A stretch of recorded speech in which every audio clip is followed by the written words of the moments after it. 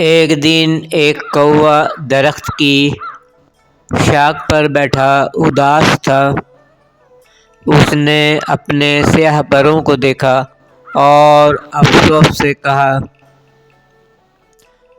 میں دنیا کا سب سے بدقسمت پرندہ ہوں۔ اتنے میں اس کی نظر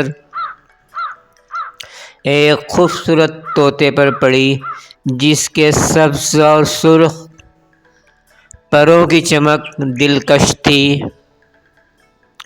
کوا طوطے کے قریب گیا اور کہا، تم کتنے حسین اور رنگین ہو! یقیناً تم سب سے زیادہ خوش ہوگے۔ طوطے نے مسکرا کر جواب دیا، میں بھی یہی سمجھتا تھا، مگر میں نے ایک مور کو دیکھا۔ اس کے پروں میں کتنے خوبصورت رنگ ہیں اور سب لوگ اس کی تعریف کرتے ہیں۔ میں تو بہت عام سا لگتا ہوں۔ یہ سن کر طوطا اور کوا دونوں چڑیا گھر گئے، جہاں انہوں نے ایک خوبصورت مور کو پنجرے میں قید دیکھا۔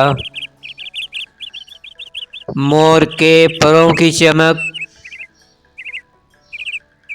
ہر کسی کو متاثر کر رہی تھی اور لوگ اسے دیکھنے کے لیے جمع تھے۔ کوے نے مور سے کہا، تم دنیا کے سب سے خوبصورت پرندے ہو۔ یقیناً تم سب سے زیادہ خوش ہوگے۔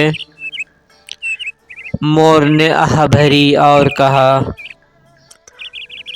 پہلے میں بھی یہی سوچتا تھا، لیکن میری خوبصورتی کی وجہ سے مجھے اس پنجرے میں قید کر دیا گیا ہے۔ میں آزادی سے نہیں اڑ سکتا۔ کاش میں ایک عام کوا ہوتا جو آزاد فضاؤں میں جہاں چاہے اڑ سکتا، تب میں واقعی خوش ہوتا۔ یہ سن کر کوے کو احساس ہوا کہ اصل خوشی خوبصورتی یا دوسروں کی تعریف میں نہیں بلکہ آزادی اور قناعت میں ہے۔ اس نے شکر ادا کیا،